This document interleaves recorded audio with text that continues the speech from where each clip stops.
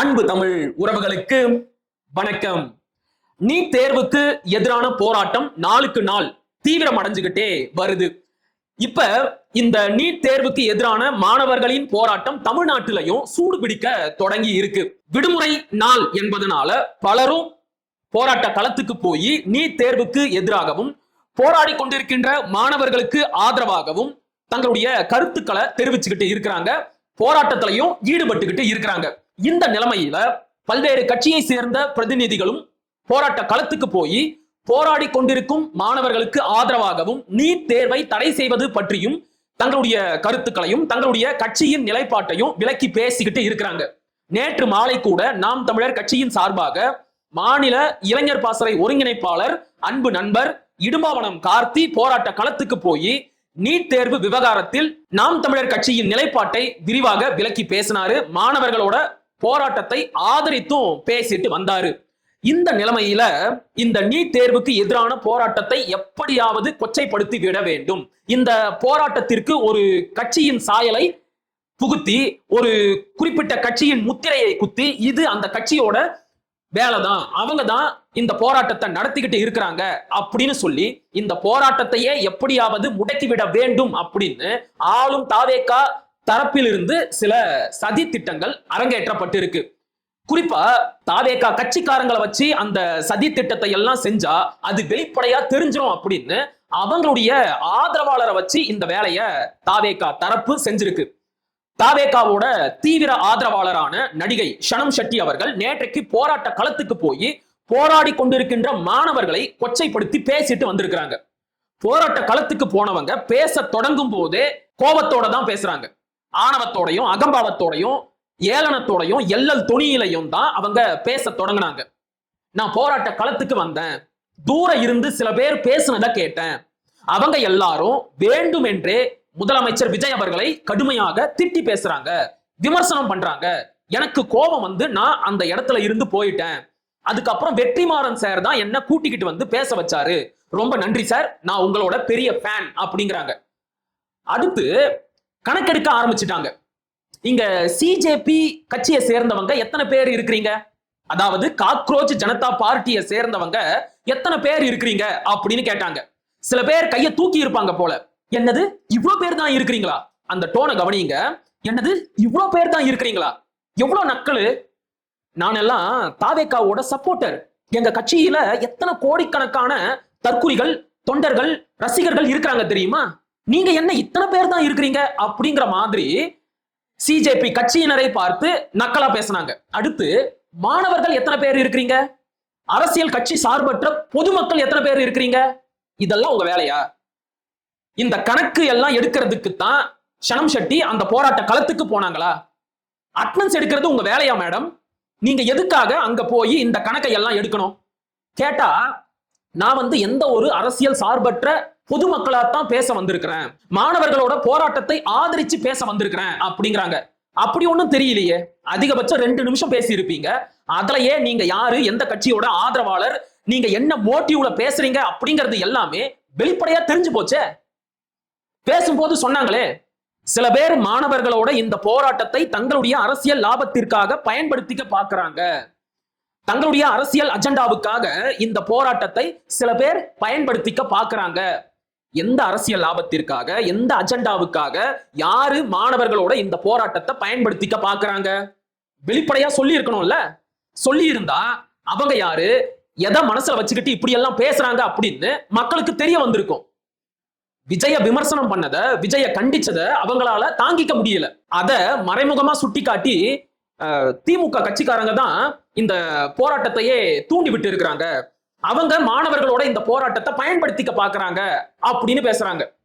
பசங்க இந்த இடத்துலயே சூடாயிட்டாங்க. அந்த இடத்துலயே அவங்களுக்கு கோபம் வந்துருச்சு. அடுத்து அவங்க பேசும்போது, நான் எல்லாம் தளபதி விஜயோட தீவிரமான ரசிகை. நேத்து கூட பாருங்க, ஜனநாயகன் படத்தோட FDFS ஃபர்ஸ்ட் டே ஃபர்ஸ்ட் ஷோவை பார்த்துட்டு தான் வரேன் அப்படின்னு அவங்க சொன்னதுதான் தாமதம். சொல்லி வாய கூட மூடல, அதுக்குள்ள பசங்க எல்லாம் டவுன் டவுன் அப்படின்னு செய்கை காட்டி அவங்கள பேச விடாம தடுத்துட்டாங்க. அங்க இருந்து ஷனம் ஷெட்டி கோச்சுக்கிட்டு வெளியே போய் பத்திரிகையாளர்களை சந்திச்சு ஒரு விஷயத்த சொன்னாங்க பாருங்க. அங்கதான் ஆளும் தாவேகா அரசு வகையா மாட்டிக்கிச்சு. அவங்க சொல்றாங்க இது உண்மையான புரொட்டஸ்டே கிடையாது, இது ஒரு போலி போராட்டம். அடடா, மாட்டிக்கிட்டீங்களா? இது என்ன போலி போராட்டம்? எதனால அப்படி சொல்றீங்க? ஏன்னா போராடுறவங்க எல்லாம் தாவேகாவை எதிர்த்து பேசுறாங்க, முதலமைச்சர் விஜய விமர்சனம் பண்ணி பேசுறாங்க. அதனால இது உண்மையான மாணவர் போராட்டம் கிடையாது, இது ஒரு போலி புரொட்டஸ்ட் அப்படிங்கிறாங்க. சரி, சில நியாயமான கேள்விகளை மட்டும் கேட்போம், அதுக்கு மட்டும் ஷனம் ஷெட்டியால முடிஞ்சா பதில் சொல்லட்டுமே. இப்ப மாணவர்களோட போராட்டத்திற்கு எதிராக செயல்படும் முதல்வரை, மாணவர்களோட போராட்டத்தை அடக்கி ஒடுக்கும் தாவேகா அரசை விமர்சனம் பண்ணா அதுக்கு பேரு அரசியல் லாபமா? அதுக்கு பேரு அஜெண்டாவா? முதலமைச்சர் விஜய் ஆகட்டும், தாவேகா கட்சி ஆகட்டும், அவங்க எல்லாருமே நீட் தேர்வை எதிர்ப்பதாகத்தான் சொல்லிக்கிறாங்க. சரியா?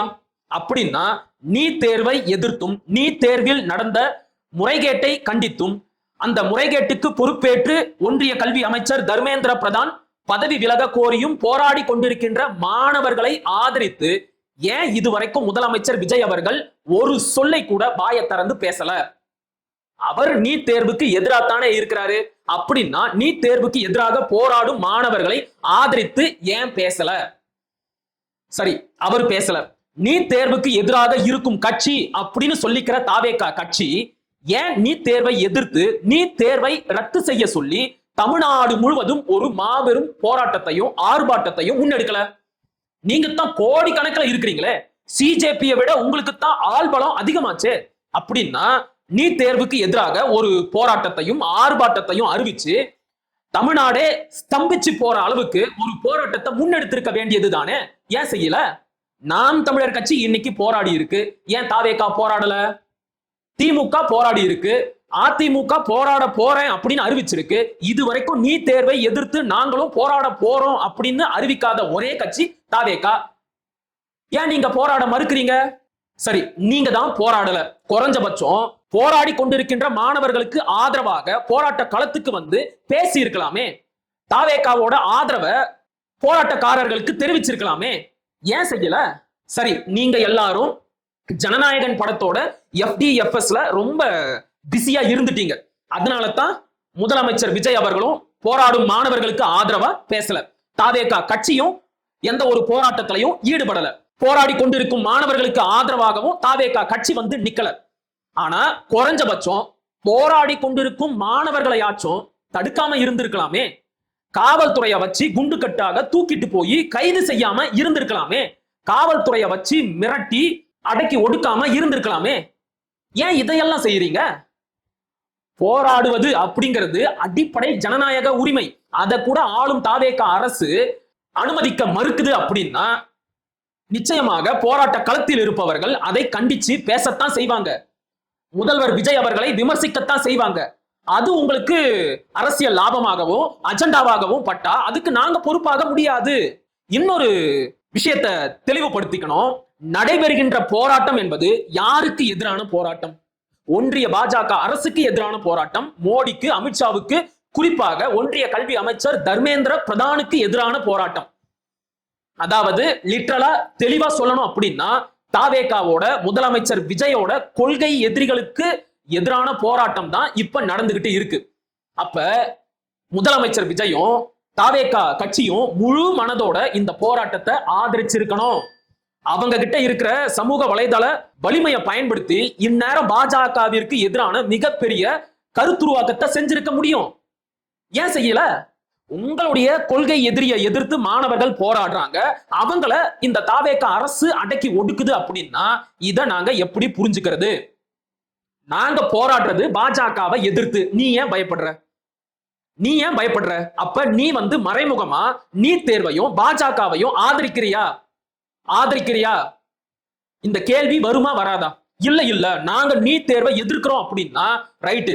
உண்மையாகவே நீட் ஒழிப்பில் உங்களுக்கு அக்கறை இருந்தால், நீட் தேர்வால் தங்கை அனிதா இறந்த போது என்னுடைய சொந்த தங்கையே இறந்தது போல் நான் வலியும் வேதனையும் அடைந்தேன் என்று முதல்வர் விஜய் பேசியது உண்மை என்றால் இந்நேரம் என்ன செஞ்சிருக்கணும்? அவசரமாக சட்டமன்றத்தை கூட்டி நீட் தேர்வுக்கு எதிராகவும் நீட் முறைகேட்டுக்கு எதிராகவும் போராடி கொண்டிருக்கின்ற மாணவர்களை ஆதரித்தும், போராடும் மாணவர்களை துணை ராணுவ படையை ஏவி அடித்து நொறுக்கிய ஒன்றிய பாஜக அரசை கண்டித்தும், நீட் முறைகேட்டுக்கு பொறுப்பேற்று ஒன்றிய கல்வி அமைச்சர் தர்மேந்திர பிரதான் பதவி விலக கோரியும், எல்லாத்தையும் விட முக்கியமாக நீட் தேர்வை ஒட்டு மொத்தமாக ஒழிக்க கோரியும் ஒரு தீர்மானத்தை நிறைவேற்றி இருக்கணும். செஞ்சீங்களா? இல்லையே. அதை செய்யாம முதல்வர் உட்பட அமைச்சர்கள், ஆளுங்கட்சியை சேர்ந்த சட்டமன்ற உறுப்பினர்கள் அப்படின்னு எல்லாருமே ஜனநாயகனோட FDFSல பிஸியா இருந்தீங்க. உங்களை எப்படி நாங்க நம்புறது? உங்களுக்கு உண்மையாகவே நீட் தேர்வு ஒழிப்பில் அக்கறை இருந்திருந்தா நீங்க இதைத்தான் செஞ்சிருப்பீங்க. அதை விட்டுட்டு அந்த நீட் தேர்வை எதிர்த்து போராடும் மாணவர்களை அடக்கி ஒடுக்கி இருக்க மாட்டீங்க. மெரினா பீச்சுக்குள்ள யாரும் போக கூடாது அப்படின்னு அந்த இடத்தை இழுத்து பூட்டி இருக்க மாட்டீங்க. இதுல இருந்தே உங்களுடைய மறைமுக பாஜக ஆதரவு, நீட் தேர்வு ஆதரவு தெளிவா மக்களுக்கு தெரிஞ்சு போச்சு. போராடி கொண்டிருக்கின்ற மாணவர்களை கொச்சப்படுத்தினதோட மட்டும் இல்லாம அமைச்சர் ரமேஷ் அவர்கள் இன்னைக்கு போராடும் மாணவர்களை மிரட்டவும் செஞ்சிருக்கிறாரு.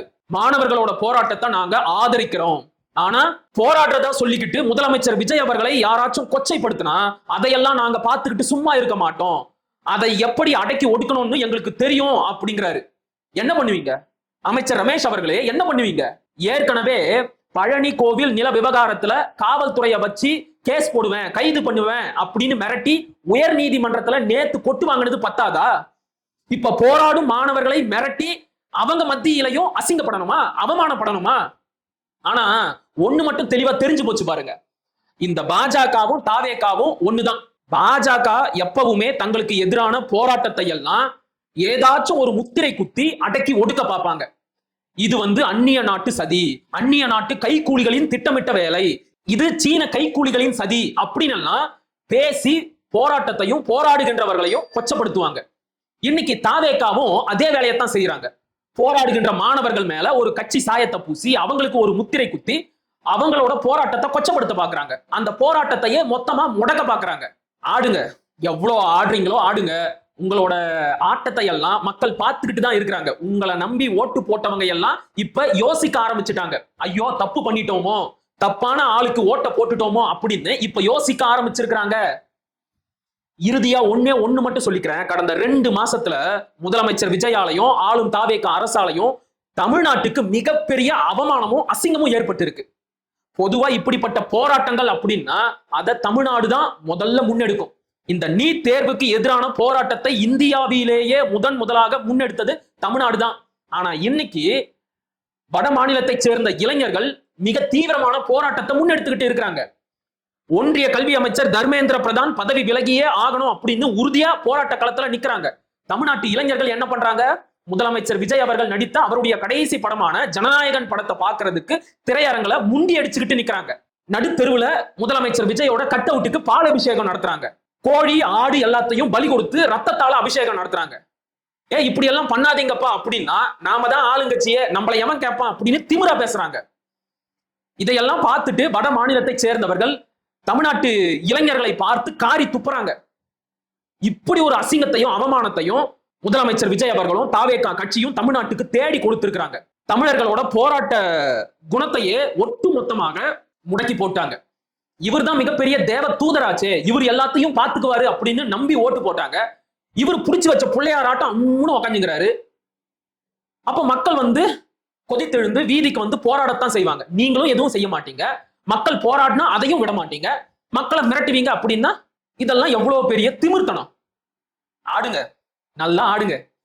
உங்களுடைய ஆட்டத்தை எல்லாம் மக்கள் பார்க்கணும். அப்பதான் அவங்க எவ்வளவு பெரிய தப்பு பண்ணாங்கன்னு அவங்களுக்கு புரிய வரும். சரியா? இந்த ஷனம் ஷெட்டி அனுப்பி மாணவர்களோட போராட்டத்தை கொச்சப்படுத்துறது, இந்த கருப்பு ஆடுகளை எல்லாம் உள்ள அனுப்பிச்சு போராட்டத்துக்குள்ள குழப்பத்தை ஏற்படுத்துறது, இதெல்லாம் ரொம்ப பழைய டெக்னிக். புதுசா ஏதாச்சும் ட்ரை பண்ணுங்க. சரியா? மீண்டும் ஒரு காணொளியில் சந்திப்போம். அதுவரை இணைந்திருங்கள். இது உங்கள் நெற்றிக்கண். நான் உங்கள் அசோக்குமார் மகிழன். படிப்போம், பகிர்வோம், பயன்பெறுவோம், கற்போம், கற்பிப்போம், களமாடுவோம். தமிழ் வெல்க, தமிழர் வாழ்க, தமிழ்நாடு வளர்க, தமிழ் தேசியம் மலர்க, மலர்க, மலர்க. நன்றி, வணக்கம்.